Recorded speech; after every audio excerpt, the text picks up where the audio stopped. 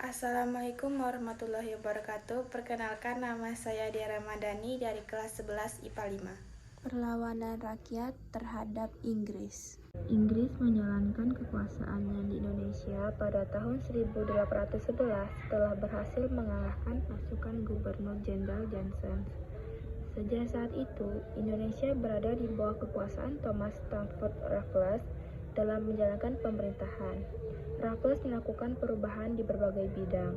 Dalam perkembangannya, kebijakan Raffles tersebut memicu perlawanan rakyat. Konflik dengan Inggris sejak timah ditemukan di Bangka pada pertengahan abad ke-18, Palembang di wilayahnya menjadi incaran Britania dan Belanda demi menjalin kontrak dagang. Bangsa Eropa berniat menguasai Palembang. Awal mula penjajahan bangsa Eropa ditandai dengan penempatan lonji atau kantor dagang. Palembang lonji pertama Belanda dibangun di Sungai Alur atau 10 Ulu. Pada tanggal 14 September 1811 terjadi sebuah peristiwa pembumihangusan dan pembantaian di loji Sungai Alur. Saat itu, Belanda menuduh Inggris memprovokasi Palembang agar mengusir Belanda. Sebaliknya, Inggris berupaya cuci tangan dan menuduh bahwa Sultan Mahmud Badarudin II yang berinisiatif untuk melakukannya. Perlawanan rakyat Jawa. Perang Diponegoro atau biasa dikenal dengan Perang Jawa merupakan perang besar yang berlangsung selama 5 tahun yang dimulai dari tahun 1825 sampai 1830. Pada umumnya, perang ini dilatar belakangi oleh kebencian rakyat Jawa, khususnya Kesultanan Yogyakarta, terhadap kedatangan Belanda. Sejak masuknya Belanda ke wilayah Kesultanan Yogyakarta, masalah internal Kesultanan Yogyakarta sering dicampuri oleh pihak Belanda.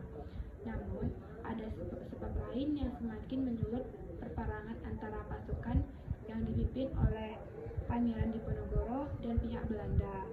Perang yang dipimpin Pangeran Diponegoro merupakan salah satu perang besar di Indonesia.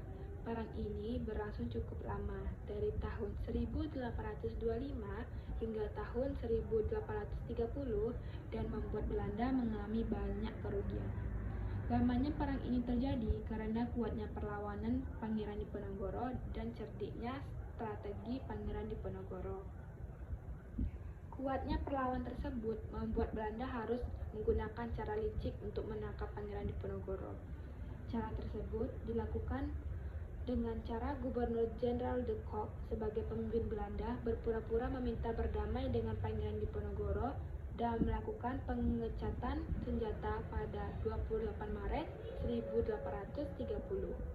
Pangeran Diponegoro yang tidak menaruh curiga tersebut menerima permintaan tersebut, namun setelah keduanya sampai di tempat perundingan, Gubernur Jenderal de Kock kemudian melakukan penangkapan terhadap Pangeran Diponegoro yang membuat perlawanan berakhir.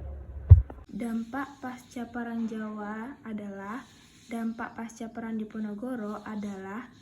banyak benteng berdiri, Belanda mengalami krisis keuangan, diterapkan sistem tanam paksa, kekuasaan Belanda di tanah Jawa semakin menguat dan memakan banyak korban jiwa.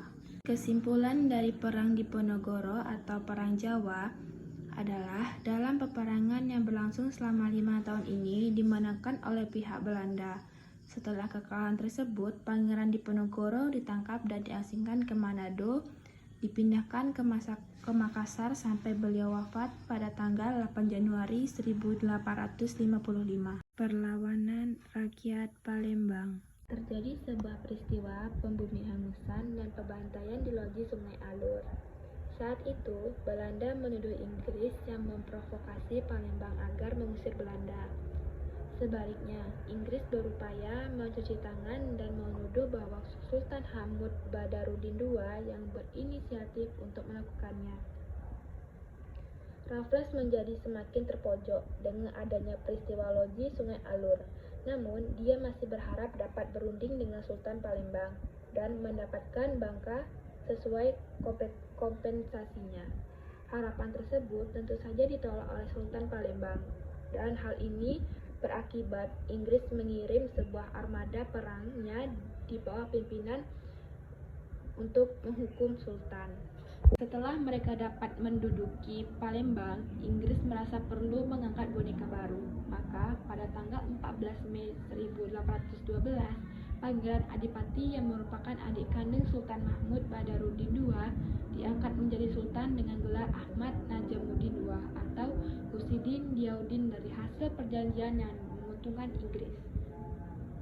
Di Mento, yang namanya diubah menjadi Minto, ditempatkan seorang residen bernama Miaris.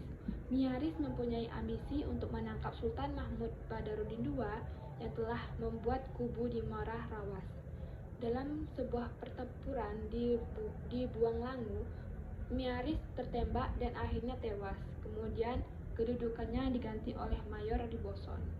Belajar dari pengalaman Miaris, Riboson mau berdamai dengan Sultan Mahmud Badarudin II dengan cara melalui sebuah rangkaian perundingan bersama. Sultan Mahmud kembali ke Palembang dan naik tahta pada tahun 1813.